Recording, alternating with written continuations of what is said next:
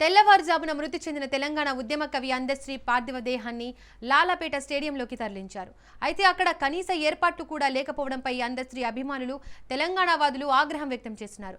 తెలంగాణ గీత రచయిత మృతదేహం చాలాసేపు అంబులెన్స్లో ఉండడం ఆగ్రహానికి కారణమైంది. కనీసం టెంట్ కూడా వేయకపోవడంపై విమర్శలు వ్యక్తమయ్యాయి. ఏర్పాట్లలో అలసత్వం మాని తెలంగాణ ఉద్యమకారుడి వీడ్కోలు కార్యక్రమాన్ని ఘనంగా చేయాలని ఉద్యమకారులు డిమాండ్ చేస్తున్నారు.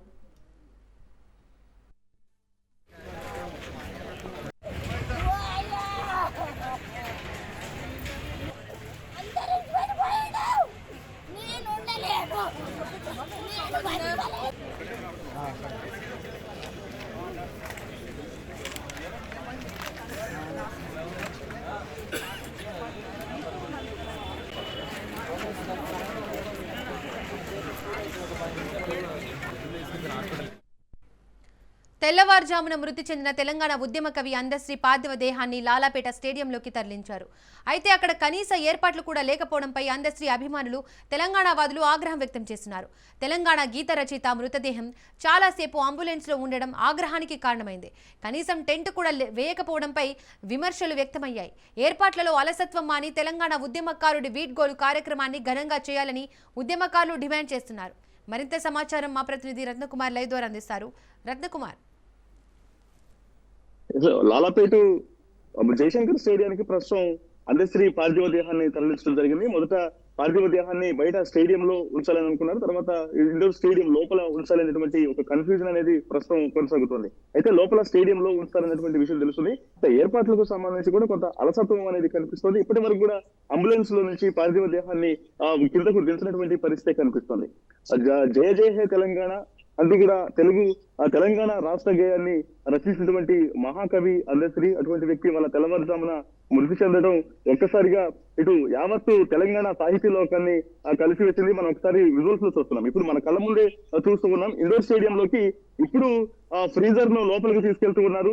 ఇప్పుడు మరికొద్ది సేపట్లోనే ఆయన యొక్క పార్థివ దేహాన్ని దించి లోపల స్టేడియంలో ఉంచినటువంటి అవకాశాలు కనిపిస్తూ ఉన్నాయి. ఆ రాష్ట్ర ప్రభుత్వం అధికారిక లాంఛనాలతో ఏర్పాట్లు అనేవి చేస్తున్నాం అనేటువంటి విషయాలను కూడా తెలియజేస్తున్నారు. ఒకసారి ఇటు మనకి ఇక్కడ కేంద్ర మంత్రి కిషన్ రెడ్డితో పాటు అలాగే ఇటు జాగృతి అధ్యక్షురాలు ఎమ్మెల్సీ కవిత కూడా ఇక్కడికి చేరుకోవడం జరిగింది. వరుసగా ప్రతి ఒక్కళ్ళు కూడా అందశ్రీ పార్థివ దేహాన్ని చూసేందుకు చివరిసారిగా చూసేందుకు ప్రతి ఒక్క అన్ని పార్టీలకు సంబంధించినటువంటి నేతలందరూ కూడా ఇక్కడికి చేరుకుంటున్నారు. అయితే ఇప్పటి వరకు కూడా ఆయన పార్థివ దేహాన్ని కిందకు దించకపోవడం అనేది కొంత ఇబ్బందికరంగా మారినటువంటి పరిస్థితి కనిపిస్తోంది.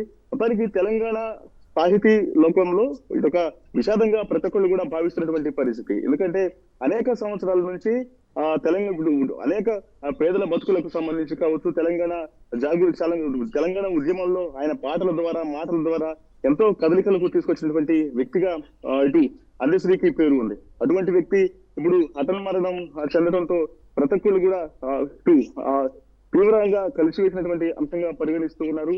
ఇప్పుడు ఇండోర్ స్టేడియం లోపలికి తీసుకెళ్లేందుకు ఇక్కడ ప్రస్తుతం ఉన్నటువంటి సిచ్యువేషన్ ను మంత్రి వాకిటి శ్రీహరి పర్యవేక్షణలో ఇక్కడ జరుగుతున్నటువంటి అంతిమ సందర్శనార్థం వస్తున్నటువంటి భక్తులకు సంబంధించి పార్థివ దేహాన్ని లోపల పెట్టేందుకు ఏర్పాట్లకు సంబంధించి కూడా ఇటు మంత్రి వాకిటి శ్రీహరి దగ్గరుండి పర్యవేక్షిస్తున్నటువంటి పరిస్థితి ఉంది. మరోవైపున పోలీసులు బందోబస్తు అనేది పూర్తిగా ఇండోర్ స్టేడియం పరిసర ప్రాంతాల్లో, ఎందుకంటే మధ్యాహ్నం ప్రాంతంలో సీఎం రేవంత్ రెడ్డి సైతం ఇక్కడికి రాబోతున్నారు. చివరిసారిగా అందశ్రీ పార్థివ దేహాన్ని చివరిసారిగా చూసేందుకు సీఎం మధ్యాహ్నం చేరుకోబోతున్నారు. కాబట్టి ఏర్పాట్లకు సంబంధించి కూడా అన్ని రకాల ఏర్పాట్లు చేస్తున్నారు. ఇక ఎప్పుడైతే అందశ్రీ మృతి వార్త తెలిసిందో అప్పటి నుంచే ఇటు కవులు కావచ్చు, సాహితీవేత్తలు కావచ్చు, తెలంగాణ ఉద్యమంలో ఆయన పాటల ద్వారా ఎంతో ముందుకు వెళ్ళినటువంటి వాళ్ళందరూ కూడా కొంత విషాదంలో మునిగిపోయినటువంటి సిచ్యువేషన్స్ కనిపిస్తూ ఉన్నాయి.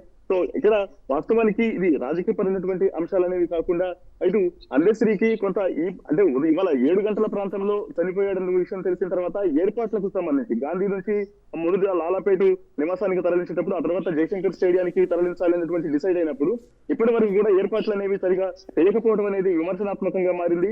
అసలు ఆయన పార్థివ దేహాన్ని ఇటు అభిమానుల సందర్శనార్థం ఎక్కడ ఉంచాలి అనేటువంటి ఒక కన్ఫ్యూజన్ ఏదైతే ఉందో అది కొంత అభిమానులను ఇబ్బందులకు గురి చేస్తున్నటువంటి అంశంగా మారింది. మనం ఒకసారి విజువల్స్ లో చూస్తే ఇప్పుడు వైపున ఎంతో మంది తరలి వస్తూ ఉన్నారు. ఆయన చివరిసారిగా చూసేందుకు ఎంతో మంది తరలి వస్తూ ఉన్నారు. వచ్చి కడసారిగా ఉద్యమ కవికి సాహితీ వేత్తకు కడసారిగా నివాళులు అర్పించాలనేటువంటి ఉద్దేశంతో ప్రతి ఒక్కరు కూడా చేరుకున్నటువంటి పరిస్థితి.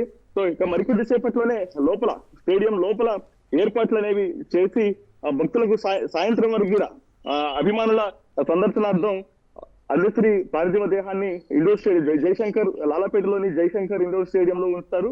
ఆ తర్వాత సాయంత్రం వరకు అభిమానుల సందర్శనార్థం ఉంచి ఆ తర్వాత గట్కేసర్ లోని ఆయన యొక్క నివాసానికి ప్రస్తుతం ఇక్కడ కన్స్ట్రక్షన్ లో ఉన్నటువంటి నివాసానికి తరలించి రేపు అంతిమ సంస్కారాలు చేస్తారనేటువంటి సమాచారం అయితే అందుతోంది.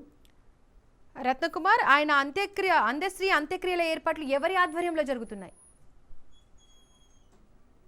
ప్రస్తుతం ఇప్పటికే ప్రభుత్వం తెలియజేసింది అధికారిక లాంఛనాలతోనే యొక్క అంతిమ సంస్కారాలు జరుగుతున్నటువంటి విషయాన్ని కూడా తెలియజేసినటువంటి పరిస్థితి కనిపించింది. ఎందుకంటే జయ జయ హే తెలంగాణ రాష్ట్ర గీతాన్ని రచించినటువంటి వ్యక్తి ఆ గీతం కోసం ఆ గీతంలో ఎటువంటి మార్పులు అనేవి అవ్వకుండా రాష్ట్ర గీతాన్ని తాను ఏ రకంగా అయితే రచించడం జరిగిందో అదే రకంగా ఆ గీతాన్ని ఆలపించాలంటూ మొదటి నుంచి పట్టుబడినటువంటి వ్యక్తి.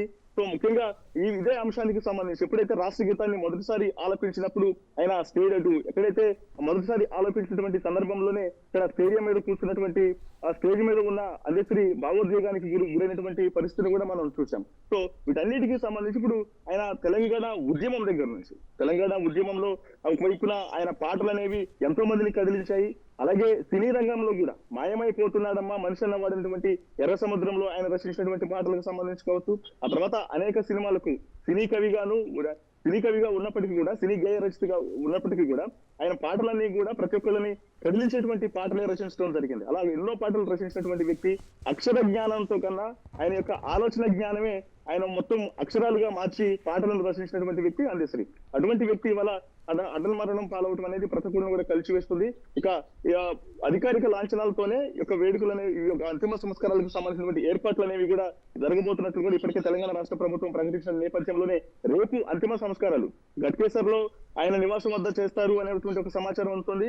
లేదా మరొక వైపున సిద్దిపేటలో సొంత ప్రాంతానికి తరలిస్తారు అనేటువంటి రెండు ఒక కన్ఫ్యూజన్ అయితే ఉంది. కాబట్టి దీని మీద మరికొద్ది సేపట్లోనే క్లారిటీ వచ్చే అవకాశం ఉంది. ప్రస్తుతం మాత్రం లాలాపేటలోని జయశంకర్ ఇండోర్ స్టేడియంలోనే సాయంత్రం వరకు అభిమానుల సందర్శనార్థం వచ్చి, ఎందుకంటే తెలంగాణ రాష్ట్ర వ్యాప్తంగా ఉన్నటువంటి సాహితీ లోకం, కవులు, సినీ రచయితలు ఎంతో మంది చివరిసారిగా ఆయన చూసేందుకు వస్తూ ఉంటారు. కాబట్టి వాటన్నిటికీ సంబంధించి ఇక్కడ ఏర్పాట్లు చేస్తున్నారు. కాబట్టి సాయంత్రం వరకు ఇక్కడే ఉంచి ఆ తర్వాత రేపు అంతిమ సంస్కారాలు చేసేటువంటి అవకాశాలు కనిపిస్తున్నాయి.